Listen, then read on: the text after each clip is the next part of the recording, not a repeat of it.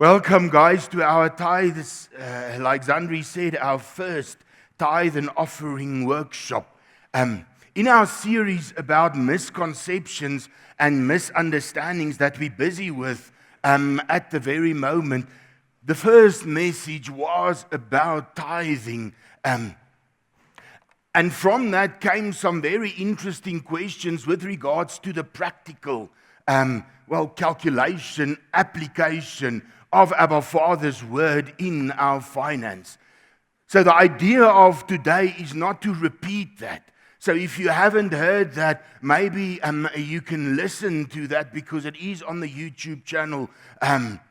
You can listen to that because that lays down the basics that our Father teaches us with regards to tithing, although it's unavoidable in our workshop that some of that will be repeated because we need to lay the foundation.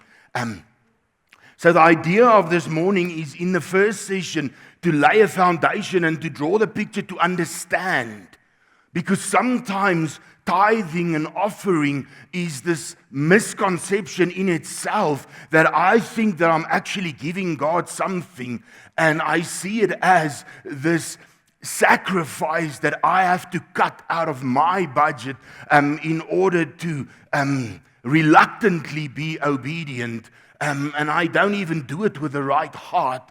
And we have all these misconceptions with regards to tithing and offering and finance in the word of Abba Father as a whole. Because did you know that there are more than 2,000 verses in the word of Abba Father that regulate our finance? That teaches us what should our heart be with regards to debt? What should our heart be with regards to all different, to tithing, to offerings, to helping others, to saving, to budgeting? So the idea is to lay down the foundation that Abba Father draws the picture of in His Word in the first session. And in the second session, there are going to be times where I'm going to just put on the auditor's hat for a moment and just do some physical calculations to see because it destroyed my heart to see what we've missed. But it's also to give us a reality check about God's heart. To see, but this is what He's always planned. And the fact that sometimes that we miss it has nothing to do with Him.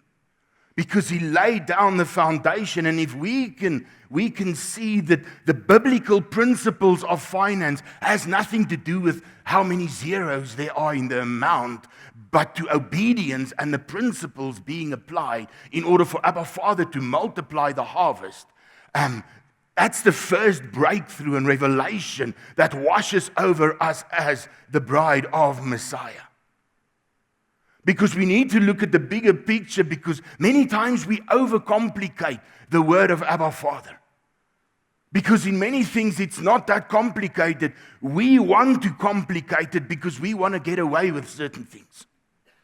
It's almost, I hear this many times with the youth, many times the way in which they ask the question, they might as well just have said, how far can I push the boundary, Gerrie, before it becomes sin?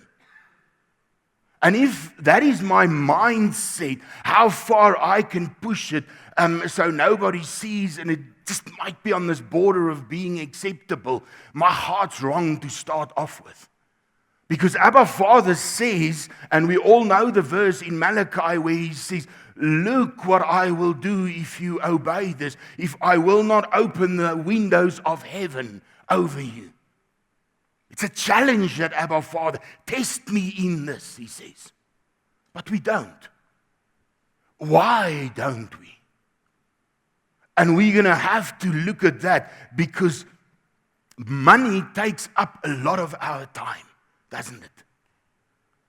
And I'm not saying at this stage it's right or wrong, because we all know the word says, in the sweat of our brow we will earn a living. So the word starts, and we all know what happened in the garden in Eden when Adam and Eve disobeyed Abba Father and the fall of man happened. We read in Genesis 3 verse 17, Abba Father says, when he curses the earth, Abba Father says in Genesis 3 verse 17, in sorrow shall thou eat. But listen to this, in sorrow shall you eat. Listen to what he says, all the days of your lives. Ish. So that tells you it's going to be a battle. It's not going to be easy. This easy buck story, it's not in the Word. That's a worldly concept. Something about that tells me that, listen, it's going to take hard work. We have to work. It's important because in sorrow shall thou eat all the days of your life. That sorrow in Hebrew is the word itzavon. And the meaning of this means it's going to be worrying sometimes. It's going to make you angry sometimes. There's going to be some pain that you're going to go through and disappointment sometimes. That's what this whole picture that Abba Father says, this is how you're going to eat. There's going to come times where you're going to lay awake and worry about things. That's going to be the attack. Why? Not because I want to do it, because you allowed sin into the world. You allowed sin because you wanted to choose between right and wrong. You didn't trust me to say, but just listen to me because I am all good. So if you just obey what I say, we don't allow sin into the... No. That's not what we wanted. We wanted to decide for ourselves. I'll decide what's right and wrong for me, Lord. So he says, okay, because you're doing that, and it's fine, it's your choice, because love has to be a choice. Otherwise, it's not true love. Because we allowed this, he says, okay, but now you invited sin, so there's going to be sorrow in this process of eating, in this process of working, in this process of trying to make ends meet. And he says, all the days of your life. In other words, you're going to face these challenges in the workplace, wherever you go, and it's going to be there. So don't look for a job that has no challenges, because they don't exist, according to the Word. He says it's going to be hard. And then 2 verses later, in Genesis 3 verse 19, he says, by the sweat of thy face shall thou eat bread. Now, if you look at the Hebrew picture of the sweat of thy face, you see the Hebrew word for sweat is the word tse'ah, which comes from the root word zua, which means it will cause you to tremble and shake in fear and be in terror sometimes. So all of this is what's Abba Father actually saying, because he says, in the sorrow of thy face. Face is the Hebrew word anaf, which means there's going to come time to be displeased, to be angry. So he says it's going to be hard. There's going to be times of worry. There's going to be times where you're going to be displeased because you didn't get the promotion and you do all the work. You didn't get the raise and you deserve it, because when we measure ourselves, I almost don't know anybody that's paid what they're worth. Because we measure our own performance. I'm telling you, I do all the work and he takes all the money. I do all the work, I never get that's what he's talking about. He says that's going to be there. That's the sweat of your brow. That's the Hebrew picture of that. There's going to be times where you're going to be so angry. There's going to be times where you're going to worry, are they going to retrench me? Am I going to be part of that? But then there's a redemption price paid. And he says, because of that, you don't need to worry about the day of tomorrow. Can you see the picture that Abba Father? We allowed sin. He didn't make the workplace hard. He told us to look after the earth. He gave us dominion. He told us to till the ground. We invited sin. And it became in the sweat of our brow now we will earn a living. So we see this picture in the word of Abba Father.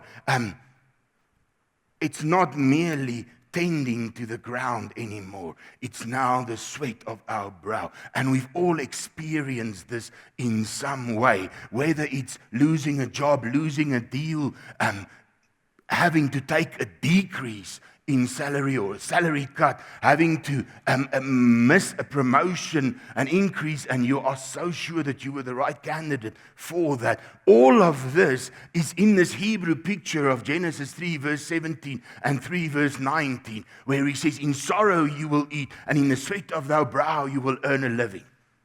So let's get past that it's going to be hard, because it's there.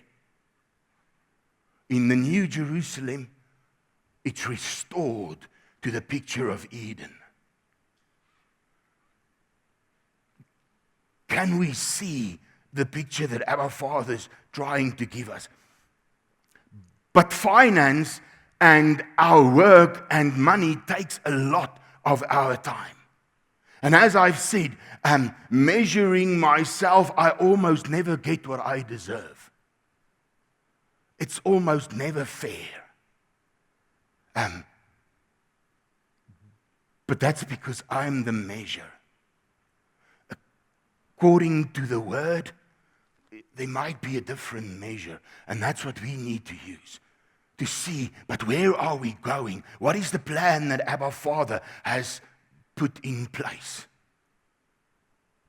Because sometimes it feels, I don't know about you, but to me, it feels this way many times, and I just want to pause there and just get something out there. I'm not standing here today teaching this because I've accomplished it. We're looking at the word of Abba Father and how we need to manage our finance to get there.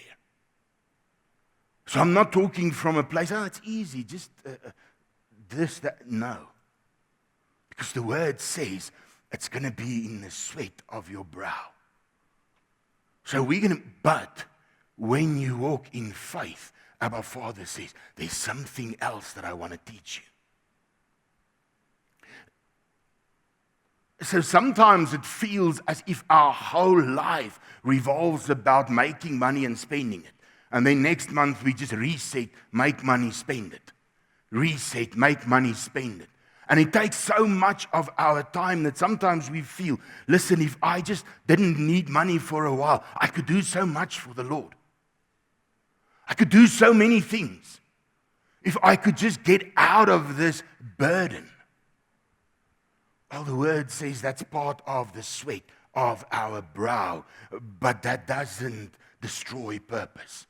But we have to understand, and in order to steward, rentmeesterskap, to steward the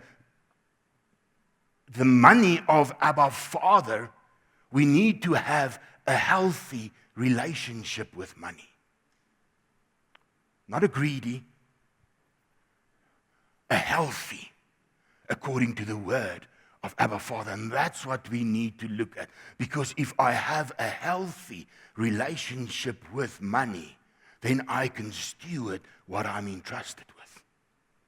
And we're going to have a look at what happens. Because it's easy to lose focus. With everything that's available, all the advice, financial advisors like TikTok.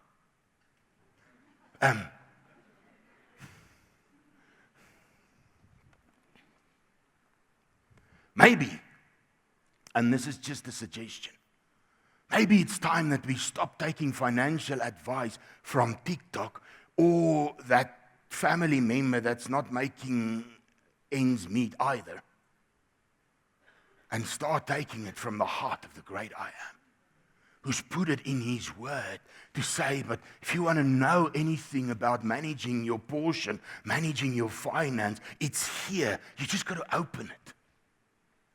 But we listen to everybody, except sometimes the one who knows it all. So maybe it's time that our approach to money, our approach to finance changes.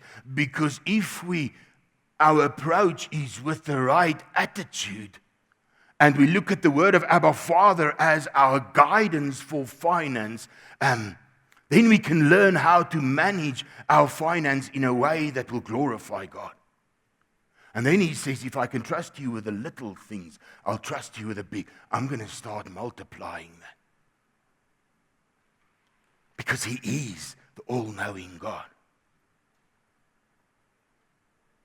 So as I said earlier, there are more than 2,000 verses in the word of Abba Father that tells us how to manage our finance. And just in saying that, it goes without saying that we're not going to get to all of them. Maybe we'll get to 1%, which is 20. But it's a start. Because Abba Father wants us to study this. Because those of you who've done Imet, we've seen from the word of Abba Father that studying the word of Abba Father is the highest form of worship. Because Abba Father is speaking to you through his word. Many times, we as believers, or in the church, or in the bride of Messiah, we want to put our finance at the feet of the King. We want to trust Abba Father for a breakthrough. We want to trust Abba Father, and we pray for this multiplication. We pray for him to multiply our finance and really just get us into that position. But we have no seed in the ground. So listen to this principle, because right through the word of Abba Father, he says, you've got to have seed in the ground because you reap what you sow. It's a principle right through the word of Abba Father. So any harvest comes from a seed. And Abba Father can multiply that harvest the way he wants, because in God's economy, 5 loaves plus 2 fish equal 5,000. It's a sum that doesn't work out. I don't know, but in my accounting practice, that sum doesn't work. Because how do you do this?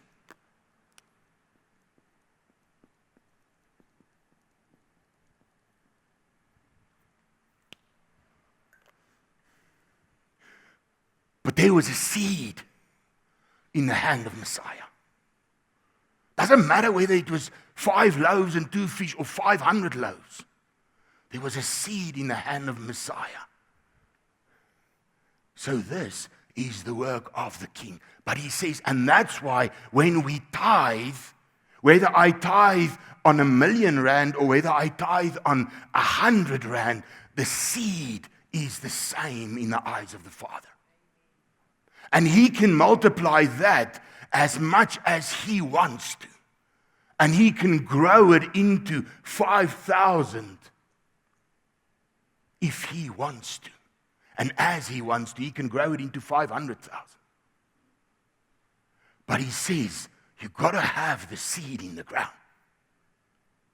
And we want to pray, and we want to cry, and we want this breakthrough, but we're not willing to put the seed in the ground. And the word of Abba Father teaches us that he will multiply. I remember many years ago, and I'm sure all of you watched that, Uncle Angus's movie about faith like potatoes. He had this potato harvest, and there was a drought, and there was no rain, and he was sure there was going to be nothing. And as he says, there was a bumper crop because it was a miracle. But he had seed in the ground. See, Abba Father can make it grow in the drought. He can do whatever he wants. But he says you've got to put it there. You've got to put it there and then walk in faith. And if we can see that picture, then we're starting off in the right place. We have to understand that Abba Father calls us, when we speak about finance in the word of Abba Father, when he speaks, he calls us as stewards, rentmeesters, not owners. There's a huge difference, and we're going to get to that. But he calls us as stewards, and we're going to look at that picture a bit later. But if we want to steward what Abba Father entrusted us with, we have to have this healthy understanding from his word. When I say healthy, I mean a revelational knowledge, an understanding from his word about finance. Because otherwise, we come up with the most amazing ideas, but which are all worldly. We have to have this revelational knowledge about finance in order to steward what he entrusts us with. Because we live in a world that constantly says having more is better. Having more is better. And our tendency as human beings, and that's this flesh that Paul speaks about in the book of Romans, that sinful nature of human beings is, I just need a bigger car or a bigger house or the newest phone. That's our tendency. And in that, the word says, and we're going to look at that, we're trying to find our happiness and growth in money, and we'll never be content. Because guess what? Greed doesn't have a point of satisfaction, because it's the twin brother of lust. And we're going to look at that as we continue. We have to start by looking at the broad picture to see why Abba Father calls us to tithe. Why does he do that? We all know it's about obedience, but why? What is the system, the economy of Abba Father? What is the system that he set up that he says, but this will cause you to prosper? Because so many times he says to his children, listen, you will be a blessed people. You will lend out to nations, and you'll borrow nothing. He says things like this in the word. So he's saying, but I want to give you the rules of my economy, the regulations of my economy. And if you do it within this, you'll be a blessed people. And we know the foundation of that is obedience. Because if you read Deuteronomy 28, he says, this is what will bring blessing. And he speaks about finance as well. And then there are places where he says, if you don't do that, there'll be a curse. And a curse is not, as we all know, it's not something that Abba Father does to punish you. A curse in Hebrew means self-inflicted pain. In other words, if I turn away from the one who provides, I turn into the hands of the one who wants to destroy me. And it's a self-inflicted, because I had the choice to be obedient. I chose to be disobedient. So we know from the word of Abba Father, and Image students will, especially the third years, will remember this very well, that the kingdom of Abba Father comes to earth through a chain of obedience. In other words, we are vessels in the hands of Abba Father that, like Isaiah said, here I am, Lord, use me. We always say, Lord, I just want to be a vessel in your hand. I want to be an empty vessel, Lord. Fill me up with you. Less of me, more of you, Lord. We all say these things. But when we are a vessel in the hand of Abba Father and he works through us, the word says we carry the fruit of Holy Spirit, which are the characteristics of Yahweh, of Abba Father, listed in Galatians 5. And he gives us all these gifts in 1 Corinthians 12 that he says, but this is what I will equip you with in order to bring my kingdom to earth as you walk in obedience. But I have to walk in obedience, and I have to be in this constant reverence, this worship, relationship of intimacy with the Father in order for him to work through me, godly purpose to glorify him and to free me from the bondage of sin. And if I walk in that, the word teaches us that heaven comes to earth through this obedience because he uses his children to spread the gospel. So we all know the Great Commission. Because in Matthew 28, verse 19, he says,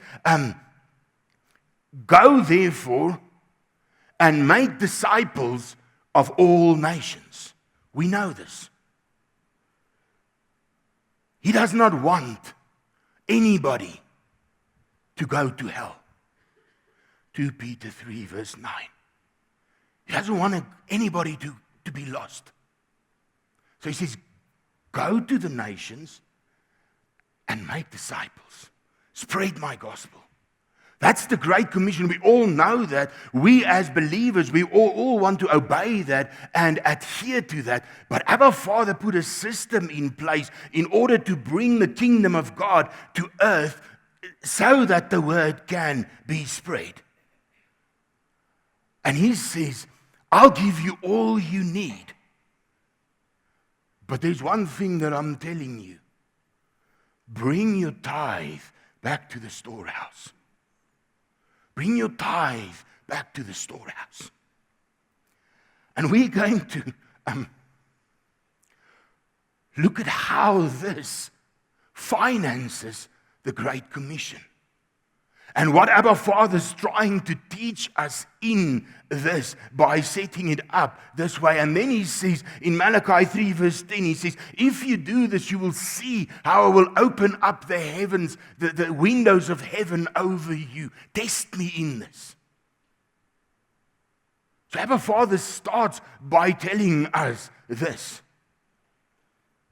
So you've got to understand this, and this is the first bomb.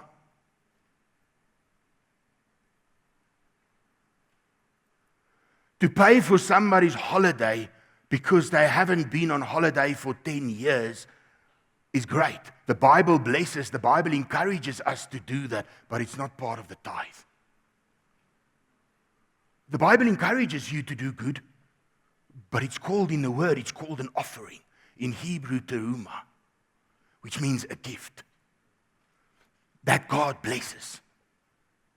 But the word is very specific that it's not part of the tithe, because tithes are for a very specific purpose in the word of Abba Father.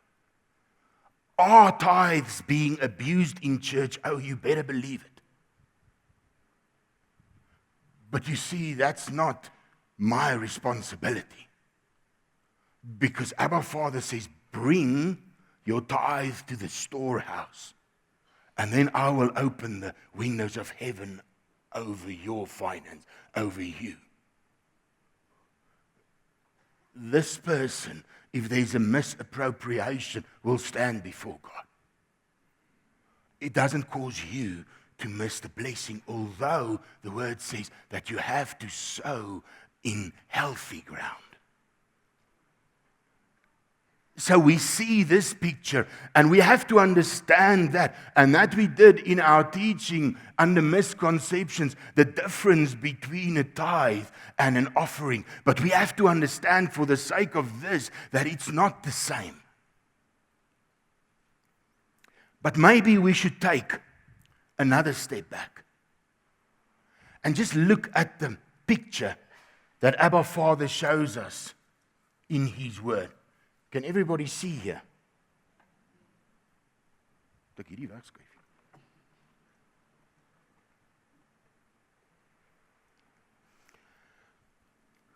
So if we look at the word of Abba Father, we know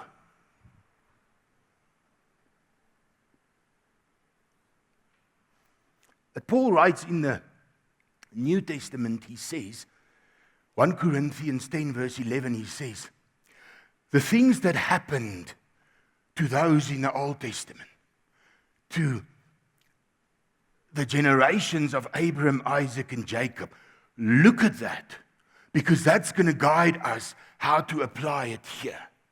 That's going to be the warnings that we don't fall in the same pitfalls than they did. So we know many times when I just grin when people say, but we now live in the New Testament and we can tear out the Old Testament. except for the fact that if you do that, you have to tear out a third of the New Testament because they quote from the Old Testament. I just wonder why Abba Father quotes from the Old Testament so many times if it's null and void. I always teach people in classes that I have that by doing that is like buying a puzzle of 10,000 pieces, and you take the pieces, you throw them out on a table, and you discard. You throw away the picture, the box. And now you try and build this. You're going to build certain things, but you have no idea what the picture looks like. You don't even know what you're building. Is it a boat? Is it a house in the countryside? What am I building here? So the Old Testament is like this picture fulfilled in the New Testament when Yeshua paid the price. And if we understand this, then we grasp what Abba Father says and teaches us how to live as believers. So if we look at the picture, we know that the word says that the children of Abba Father were in Egypt. They were in bondage. We know that under the leadership of Moses, they left Egypt.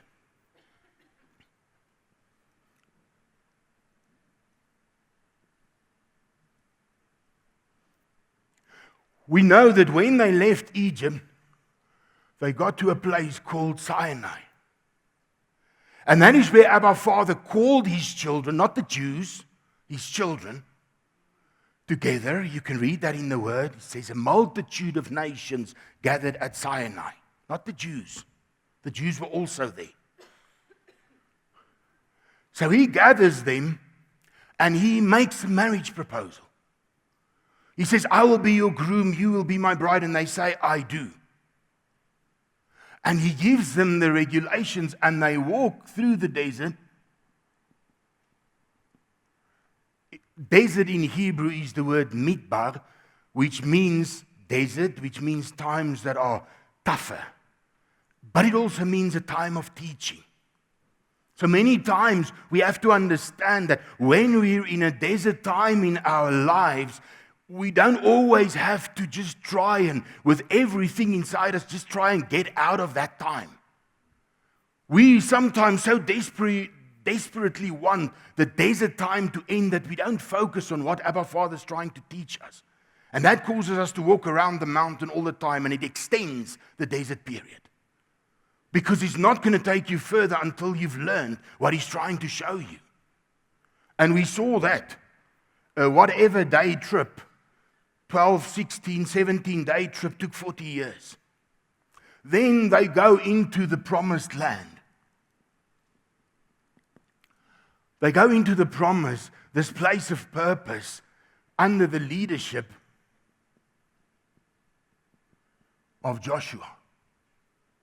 Now in Hebrew, Joshua and Yeshua, which is the name of the Son of God, our Savior, our Redeemer, is the same.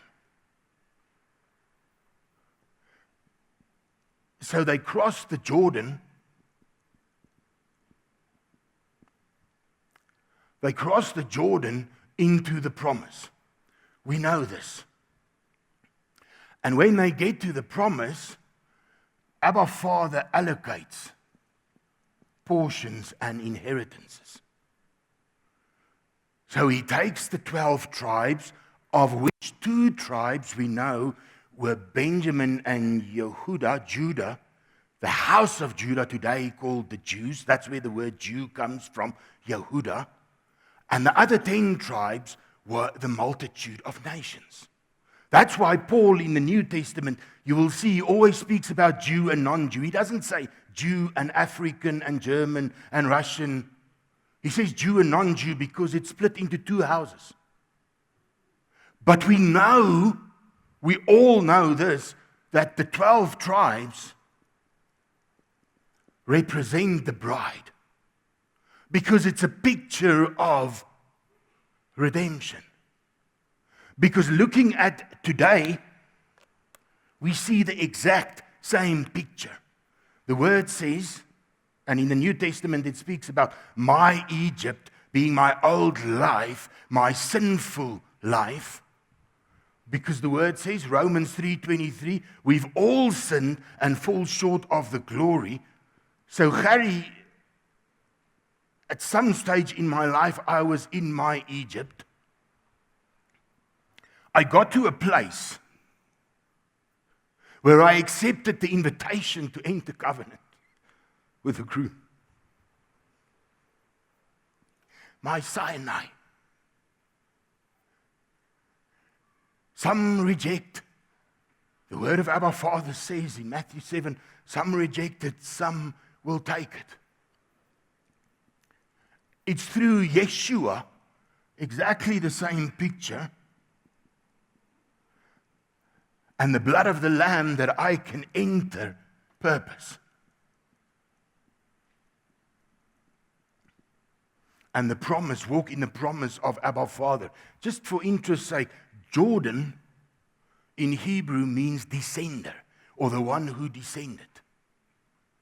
So just looking at that, we see that, but for me to be freed from my Egypt, I get an invitation from the groom, who is the one who descended, and I can only enter the promise and the purpose through the blood of the Lamb, because no one comes to the Father but through me. I am the way, the truth, and the life, Yeshua says.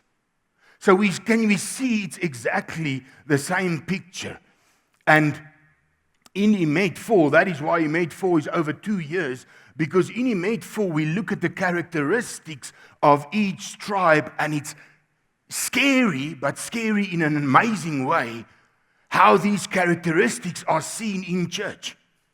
And how I can see, but sometimes I struggle with a double-mindedness because I'm in doubt many times, and it's a characteristic of one of the tribes. And then he teaches how they return to Abba Father. So it doesn't mean if I struggle with double-mindedness, I was born physically from that tribe. It means the word says there are characteristics that we need to look at and say, but this is how we need to get a victory over that. So what happens in the promised land is Abba Father allocates a portion to each of the tribes. He says, this will be, you will look after this, you will look after this, and he gives them different responsibilities. But there's one tribe that he didn't give an inheritance to. He didn't give them a portion of land, and that was the tribe of Levi. They weren't allocated a portion of land because Abba Father said they will be spread to the areas of all the other tribes. In order, why? To look after the temple or the tabernacle before the temple was built, to perform the duties of the tabernacle, to make sure that things are happening in this place of worship according to the word of Abba Father. And secondly, as they spread, to teach the word of God's truth to the people. In other words, because he said before they entered, he says, listen, you're going to enter into the promised land. The enemy is going to try and steal this from you. Because he says to them, the enemy is in the promised land. He's going to try and steal it. Ja, gelukkig is die vyand nie in die kerk nie.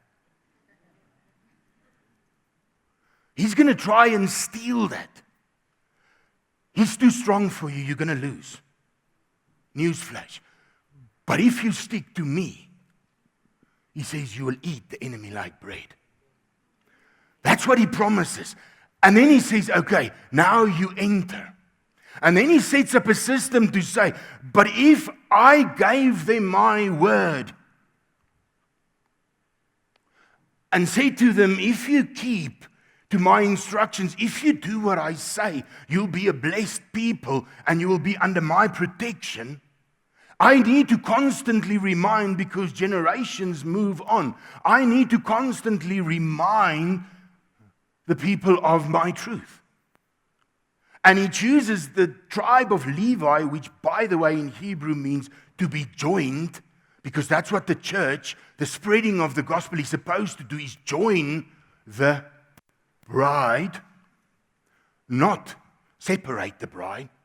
Nou, ons doop so, as julle nie so doop, jy begin jou eie kerk. Instead of going to the word. The whole picture of Levi means to join. So he says, I'm going to spread the Levites through the promised land. They're going to stay with the other tribes. They're going to make sure that the tabernacle is adhered to, the temple is adhered to later. All the things are done, the priestly service is done. Because remember, all priests were Levites, but not all Levites were priests. So we see a picture of this, where he says, okay, in the promise, that is the body, the church, which is supposed to be the body of Messiah, and the church is supposed to be, when it was established by Yeshua, it was supposed to be the same thing. Today it's not.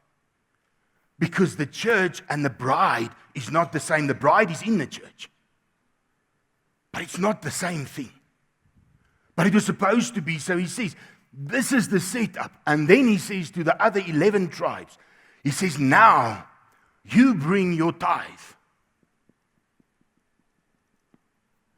Can you see that Zebulun didn't do anything to earn their portion? Judah didn't do anything to earn their portion. It was given, it all belonged to Yahweh. It all belonged to God. And then he says, to you 11 tribes, now you have to bring your tithes. And this is amazing because in Hebrew, he never says, give your tithe. He says, bring your tithe. So in Hebrew, it means bring back. Bring back what's never belonged to you. So he says, bring your tithe and give it to the Levites to enable them to do what they need to do to keep the tabernacle, the temple intact, to spread the word, to be able to teach the truth of the word of Abba Father to the nations so that they can move and that the bride, the children of Abba Father, can be equipped with the word of Yahweh. Can you see the basic principle of this? And that is where today it's exactly the same. Abba Father says, bring your tithe so that those that I have called, he doesn't say, bring your tithe, although he says, bring your tithe, give it to the Levites. And then he says they can live of that. They can eat from that. Not buy private jets. They can live of that. So that's why it's not a sin to pay somebody that does work in a church, to pay a pastor. There are two ways. In CFWC, Abba Father's given us the grace that everybody that preaches here has their other work. So Abba Father provides through that. So we don't pay those who teach, but we have admin salaries that we pay for the people who clean and those people. But when we look at this, he says the Levites can live of that, but that is to spread my word. Something very interesting that he specifically mentions if you read the book of Numbers. And this just made me cry. Because for the first time, I realized why. He says to them, when the feasts come, use that tithe. Use some of that tithe. So the Levites, not only the Levites, the strangers, and anybody who wants to, can attend my feast.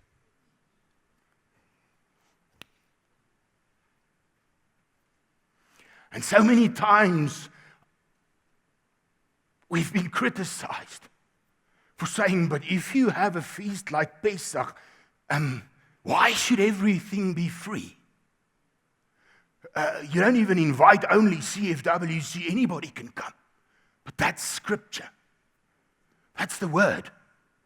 Because it's the tithes that's used to glorify the king in his feast.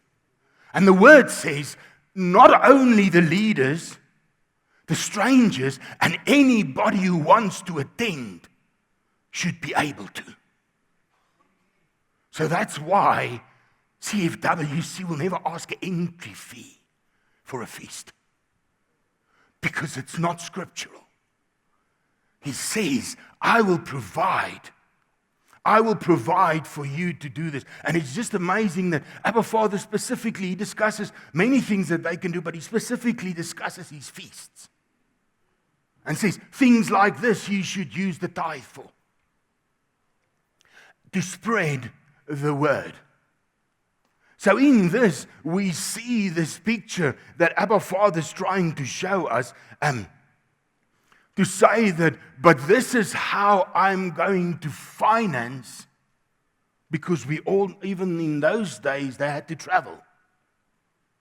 Even in those days, they had to move. They had certain costs which they had to incur in order to keep the temple running, in order to keep the tabernacle running. And he says, but the tribes will sow into that. And that's why he calls the church, he calls those who call themselves believers, and he says, but this is don't talk to me about the Great Commission if you're not willing to sow the seed. Because it's an instruction from the great I am. And he says in that, firstly, newsflash, Gerrie, it never belonged to you. So you're actually bringing back, and we're going to look at that just now, you're actually just bringing back what's always belonged to me. So the moment I have a renewed mind and I change my mindset and I can see that I'm not giving God 10%, I get to keep 90% of his money. Because the book of Haggai says in chapter 2 verse 8, all gold and all silver, everything belongs to him. So if I take your phone and I come to you and I say, I just want to bless you with this, you're going to look at me as if I'm crazy. And rightly so. Because you can't bless me with something that already belongs to me. So if we have that mind shift, and Abba Father says, but I'm entrusting you with this portion, and amongst these, in there, Abba Father put the kingdom financiers, like the tribe of Zebulun. He put the kingdom financiers in that with a very specific purpose. But all, they had a specific responsibility, but all had to bring the tithe. So there are many kingdom financiers raised up in the body of Messiah. And a kingdom financier is not somebody, like I said, that pays for a holiday here and it pays for the specific purpose of kingdom financier. Financing, building the kingdom of Yahweh. But it's people that Abba Father entrusts, like Zebulun. They were these entrepreneurs. And I did a workshop in Cape Town with a chamber of business with regards to the entrepreneurial skills in the life of Solomon.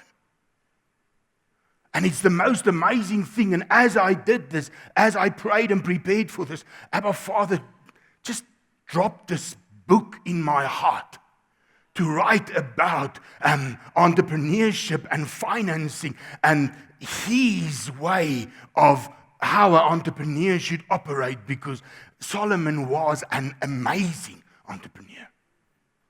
And if you take these principles and you apply them, you see the people obtaining these victories and walking in the favor of you, because it's the principle of the word of Abba Father.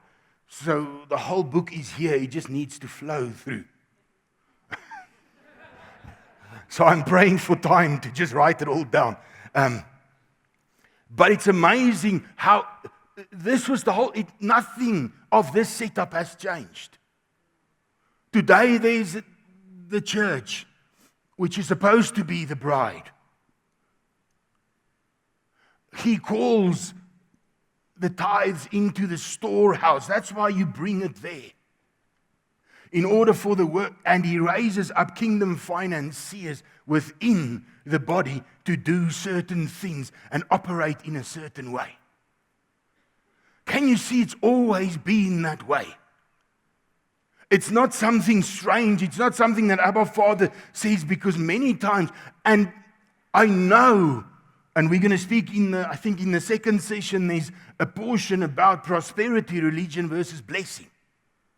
I know it's being abused. We all know that. But that doesn't change God's principle.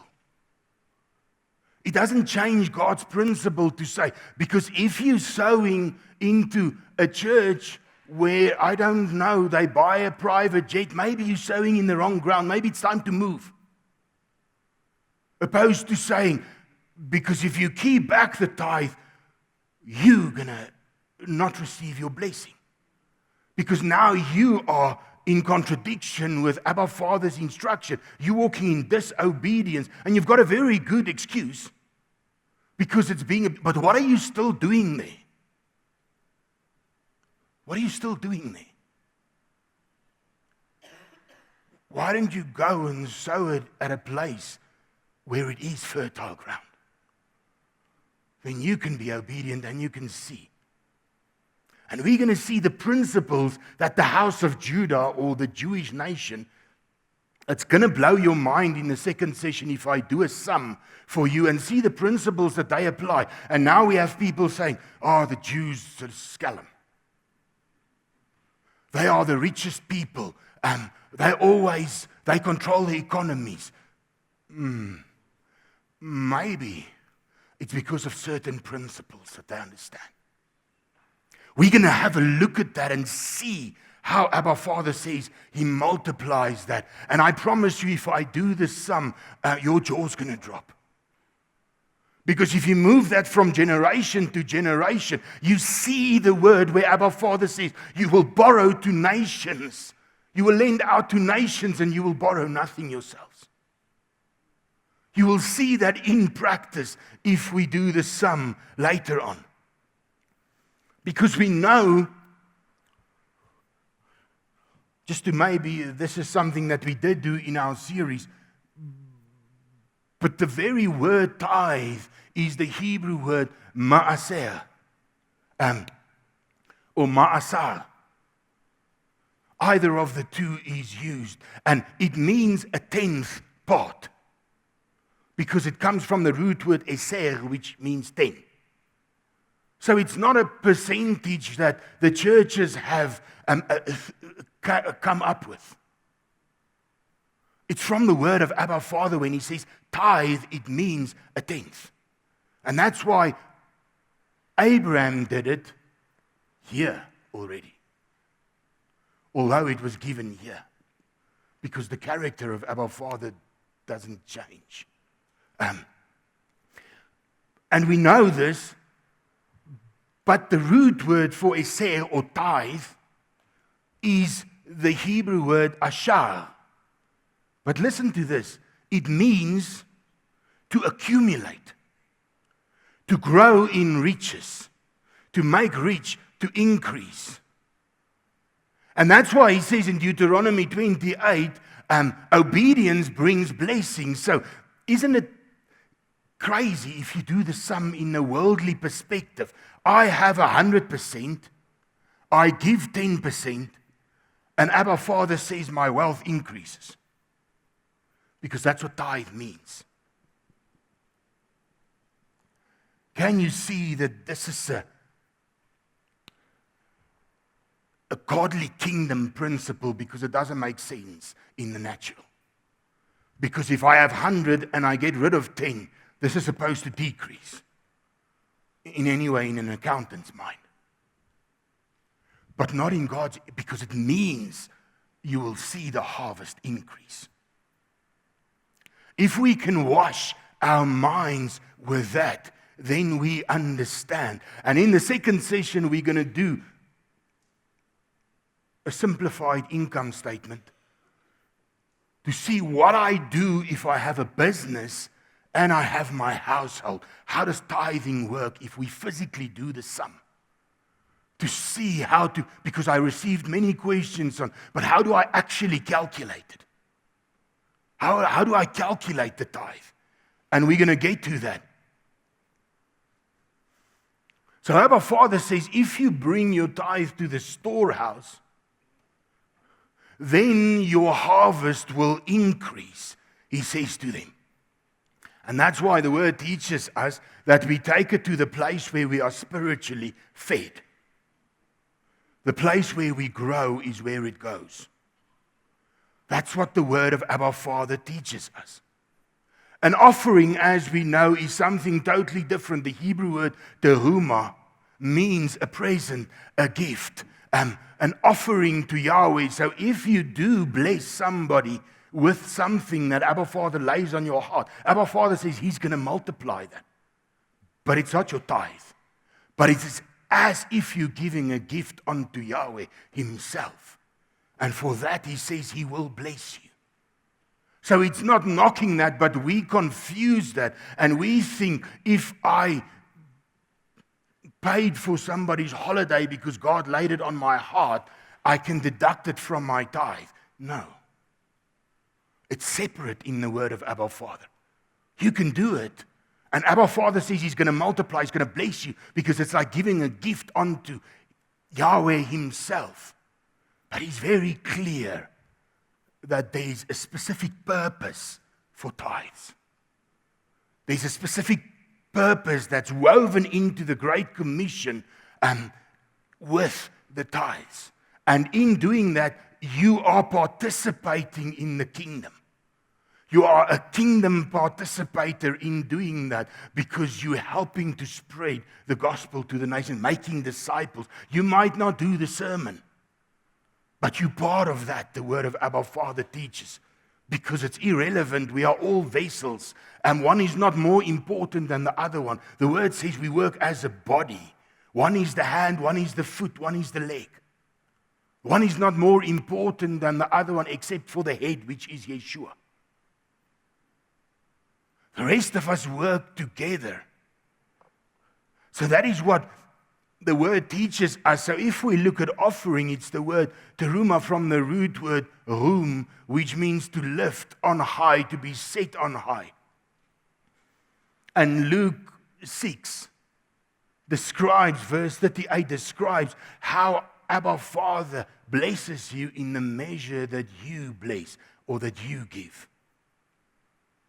Abba Father says, and all of a sudden this now starts making sense. Because Abba Father says in Malachi 3 verse 8, you're robbing me. And then they say, robbing you? Robbing you of what? And he says, of tithes and offerings. Because this needs to move forward. And it's quite scary if Abba Father says, two things. I want you to bring back 10% of my money that you're managing, Gerrie, and bring it to the storehouse so that the gospel can be spread, that the work of the kingdom can be done. Then he says, in doing that, you will increase because I will open the windows of heaven over you. But we still don't. And we're going to look at how greed closes your hand. What drives greed? Fear. Because I'm not going to have enough. I can't let go. Somebody said to me one day, see, the problem is I can't give my tithe because God is more gracious than Absa. I said, okay, let's do the sum.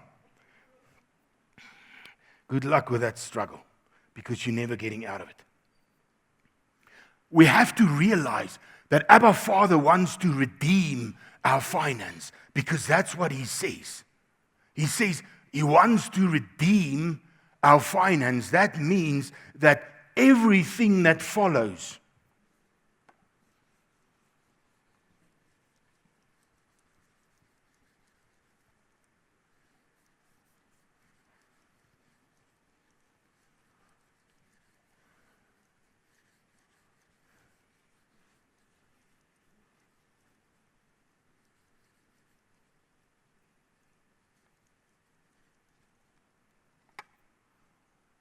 He says he wants to redeem your finance. In other words, bless it.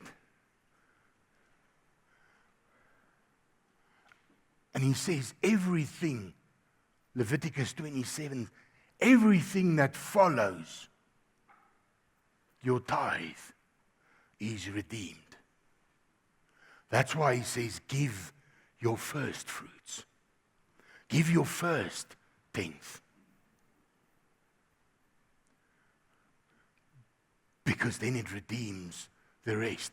Can you see, if this is the principle that Abba Father's word says, it's not going to work if I give my last tenth. It's the same amount, but the principle is being disobeyed. Because what do you want Abba Father to redeem? You didn't trust him.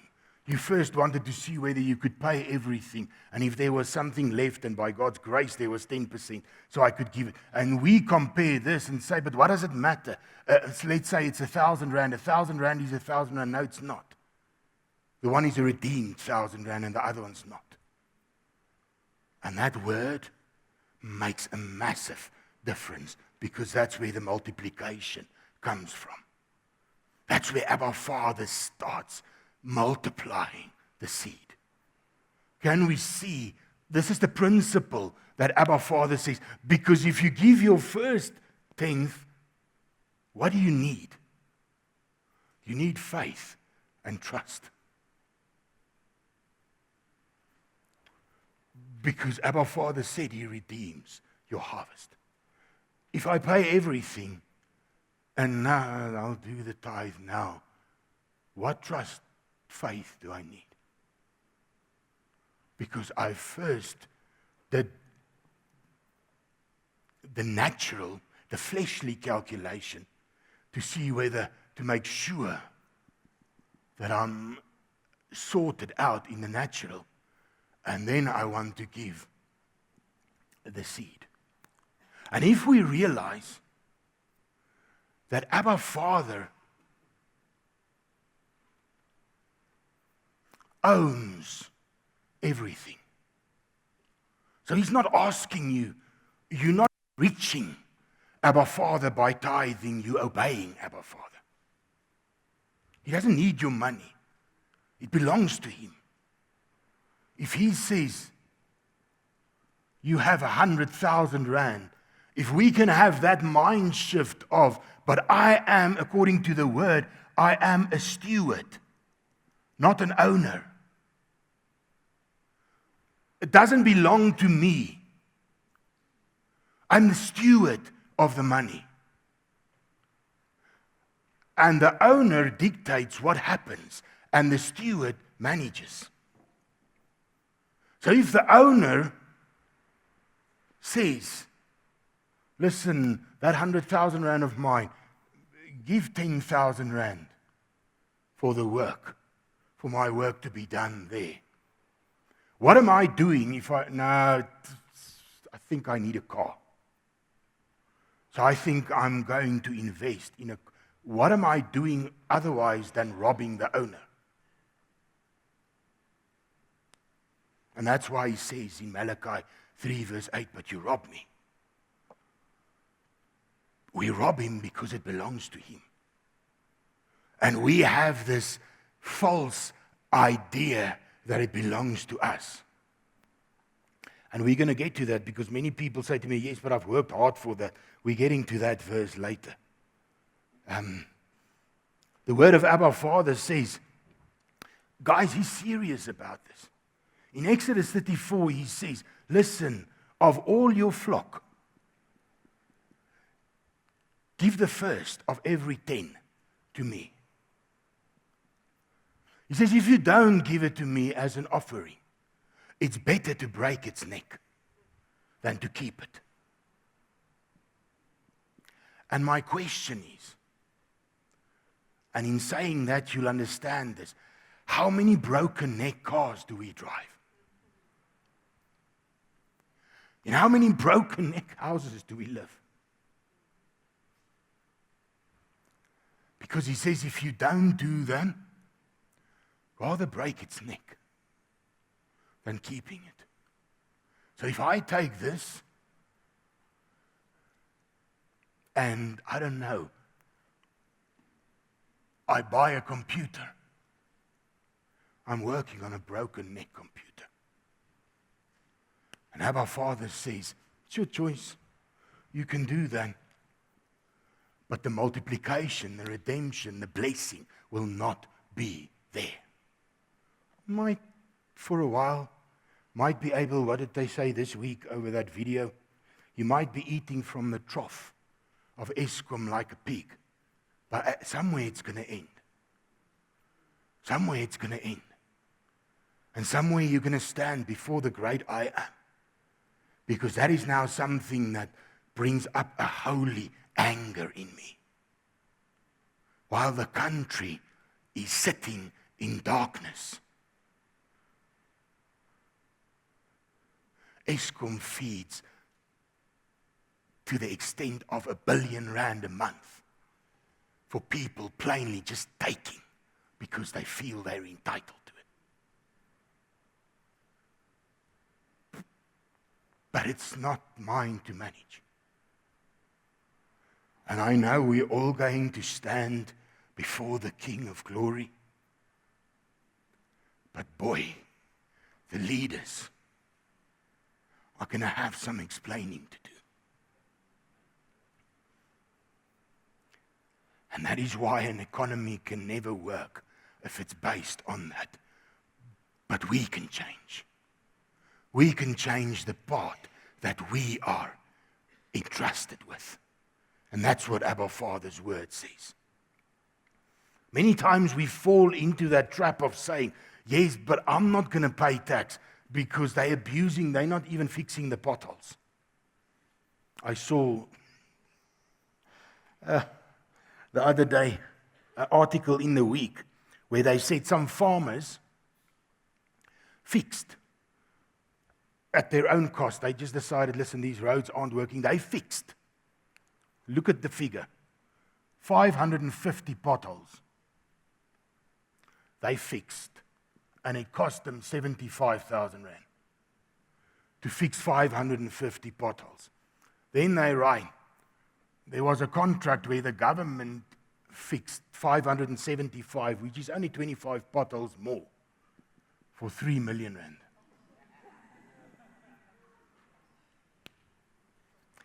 How does that work?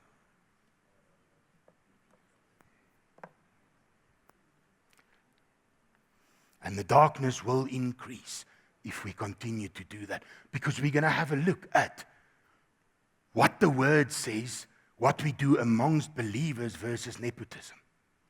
In the second session, we'll just touch on that and just describe the two. Because that is what this is. And Abba Father's principles are not at work in South Africa. But the church, the bride of Messiah, can change the part with which we are entrusted with. And from that it can grow. From that it can grow. And Abba Father says, in the midst of a storm, I will be there. So if we are only 100,000 in the whole of the country that does that, he says, listen, my protection is over you, because a tithe is not only for multiplication and blessing. We know Malachi 3 verse 11 says it's for protection. Because he says, if you tithe, if you give that, if you obey in my tithe, he says, it's like my hands are over your finance. what the enemy wants to rob from you, what he wants to steal from you, it's like God sitting with his hands over your finance and your family and your position, your financial position because of the tithe. It's there for protection. So if we can do that, the word says, the word doesn't say, Gerrie, you will be blessed and protected if the government does what they're supposed to. He says, it's if you do what you're supposed to, I am in your corner and I will protect you and multiply in your life. And that's a principle that David understood, and he writes about this. And Solomon understood this.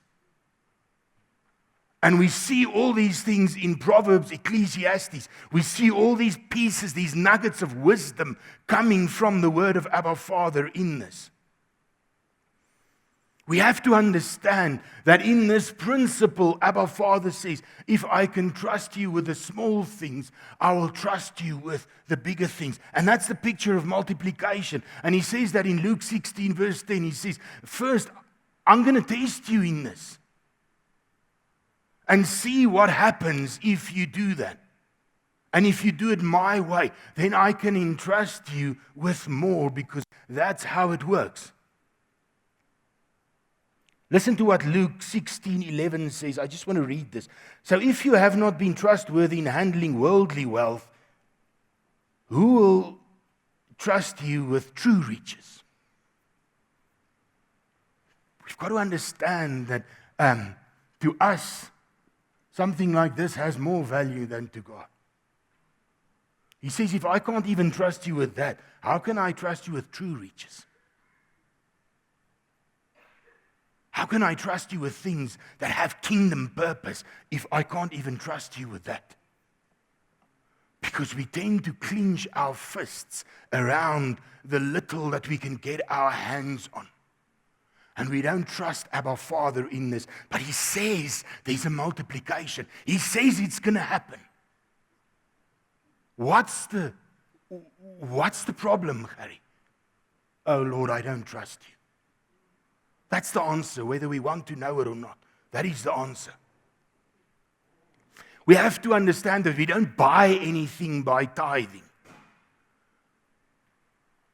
It's a declaration and an action that shows Abba Father that I trust him with my finance and my family's finance. So what is the difference between an owner and a steward? First, we have to have a look at, like I said, Haggai 2 verse 8 says, all silver, all gold belongs to God.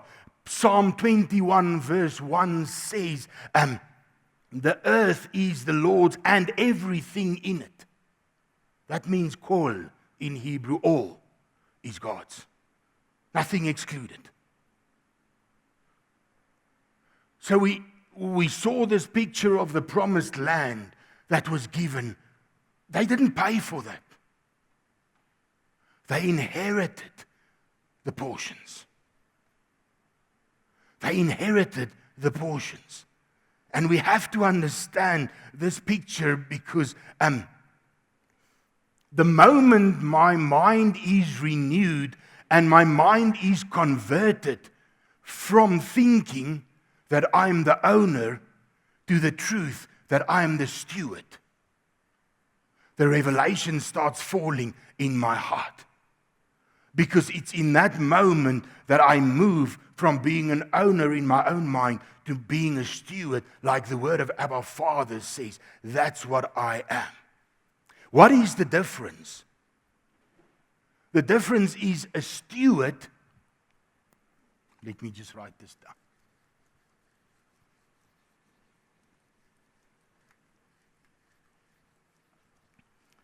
A rentmeester in Afrikaans.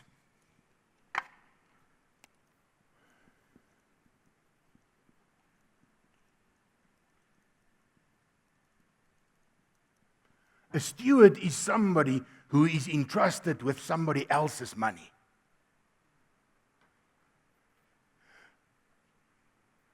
And the responsibility of the steward is managing what he has been entrusted with. We understand. If the steward gets into that false impression that he starts becoming the owner, there's trouble. And we can just, a simple example of this, and this is the way you can see it. If all of us go to the same bank and we deposit everything we have, the bank manager is the steward.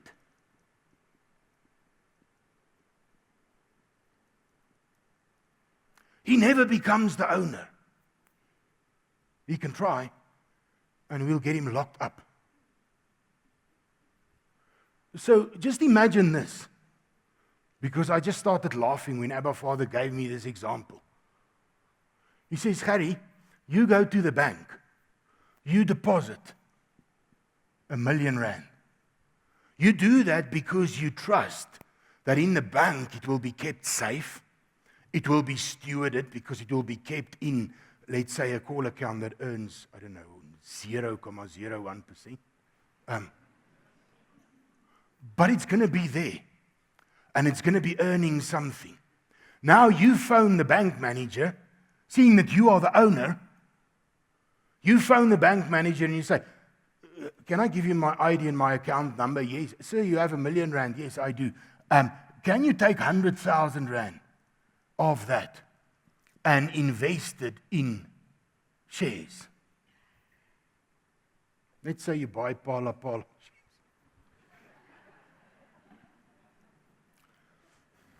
I want to take 100,000 and I want you to invest it in a certain share. Now the bank manager comes and he thinks that it's a better idea to buy a car for his daughter with 100,000 rand. That's exactly what we do to God. He thinks it's a better idea to take this 100K and instead of investing it where the owner said, he's rather going to buy his daughter a car because she really needs it. Shame, the poor girl, she walks wherever she goes. And in that carnal thinking, I think I'm entitled to rob God. Because what will you do if you go to the bank and you see, okay, there's 900K left, tick, it's supposed to be that way because I did tell them to take 100,000 and invest it in shares. Can I please have my share portfolio? No, but I can send you the NATA certificate in my daughter's name. What are you going to do? I'll tell you what you'll do. You'll phone the police, and if they come 3 days later, they're going to arrest the bank manager, and he's going to be put in jail. He's going to go to jail. Because what did he do? He robbed the owner.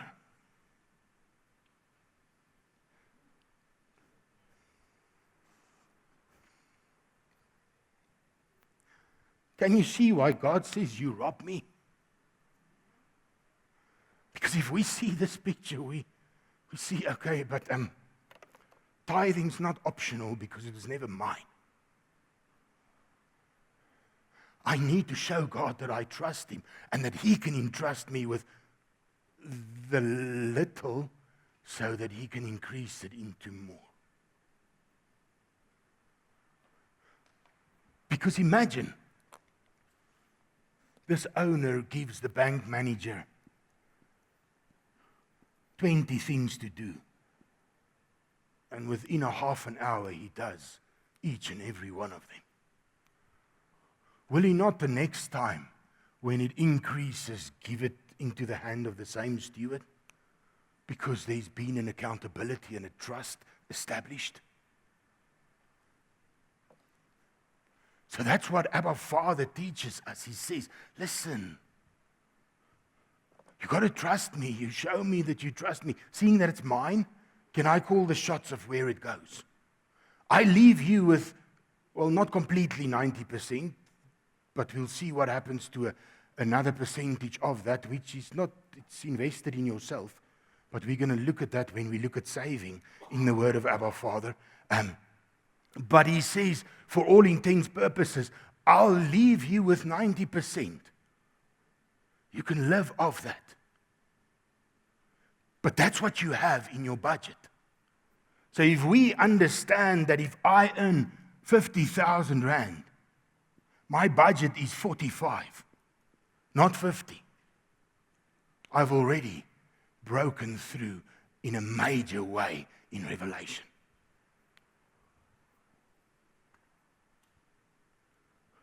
That is what I need to split between house and groceries and car and whatever I need. The moment I start tapping into this difference, I'm busy robbing the great I am. And he says, you can do that. It's not going to be redeemed. It's not going to be blessed. There's not going to be an increase on that. And then he starts speaking about how greed pushes you to dishonesty, how greed pushes you literally in Hebrew to bribing, how all of that is pushed from this place because you don't trust, you didn't apply the very first principle. So the principles in whole, and you understand it at the end of the day, is first, tithe, second, save, spend, avoid debt where possible. These are the four major principles in God's economy, and we are going to understand the full picture when we leave here today, or the part that Abba Father's entrusted us to study in this session. Can we see in this picture how it's quite a simple principle? And even the guys, when the prophet Malachi wrote about this, they didn't understand it. How are we robbing you? And that's what we do. I really want to, but I never start making the changes. And I want to say to you at the end of today, maybe you'll have a look at this model and say, but I'm not there yet. But I want to tell you, don't give up. Just start. And I will show you what Abba Father laid on my heart, how he says, if I tell you to save a portion and you can't do it now, just start. Because it's the principle that's being applied. And then I can start working in your obedience and doing what I promised you to do. But now many times, the word says, some people don't work with a budget and they are proud about it. I've been there, most definitely. They actually joke about it. Because many times we look at this and you say, gee, my mother's yet I cannot balance in my budget. Good luck. And then we just leave it. And we just continue to walk in disobedience. Opposed to saying, Lord, I'm not there. But my heart, Lord, yearns to move into that model. Shape me into that place so that I can walk in that model, Lord. Help me to walk in that model. And I'll start, Lord, by doing certain things. As I walk in obedience, and I know you're going to turn this around, Abba Father. I just want to, before we have tea, that's exactly what Matthew 25 says, and that's something that we don't understand because it's the master that gives certain portions to the stewards. So to the one he gives 5, to the other one 2, and to the other one 1. And then he goes away for a long time. We all know this part in Matthew 25. And then he comes back. And the steward, listen, the steward was never in control about what he was to receive. That was the master's decision. But he had to manage what he was entrusted with. Whether it be 5, 2, or 1. He had to manage what he was entrusted with. And if you study this scripture, you see that it's expected of stewards to be faithful. That's what the word of Abba Father says. He says, my stewards need to be faithful to me. When the master returned, his response of blessing, his response of praise was exactly the same to the one who received the 5 talents or 5 portions as the one who received the 2. You see, the master looked at the faithfulness, not at the amount. Because when he came and I took the 5 that you gave me, I made another 5, he said, wow, you are blessed as my servant, and I will expand what I've entrusted you with. Then comes the guy with 2, and he says, I doubled it. I made another 2, and he says, it's exactly the same, word for word, the same blessing. He didn't say, it's not 5 nie, maar is daarom 2. Because he doesn't look at the amount, he looks at the faithfulness. So can we see that in Abba Father, whether you earn 500,000 rand a month or whether you earn 2,000, the 200 and the 50,000, he doesn't look at the amount, he looks at the faithfulness. And that is what brings that blessing and that multiplication. That's what brings that blessing of trust from the king who owns everything. But listen to the unfaithful steward who failed. He was driven by fear. Because what did he say to the master? I was afraid, so I hid the 1 talent that you gave me. Listen to this. This is quite interesting. Not saying anything, just putting it out there.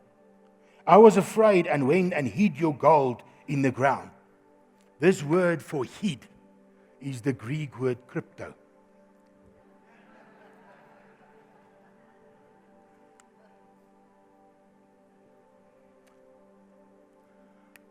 I hid the gold in the ground.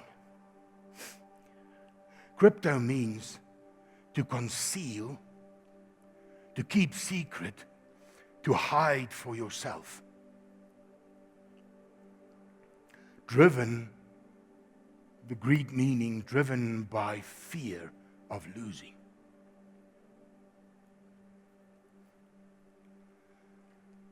Fear clouds the trust in the promises of Abba Father. And he was disqualified from being a steward.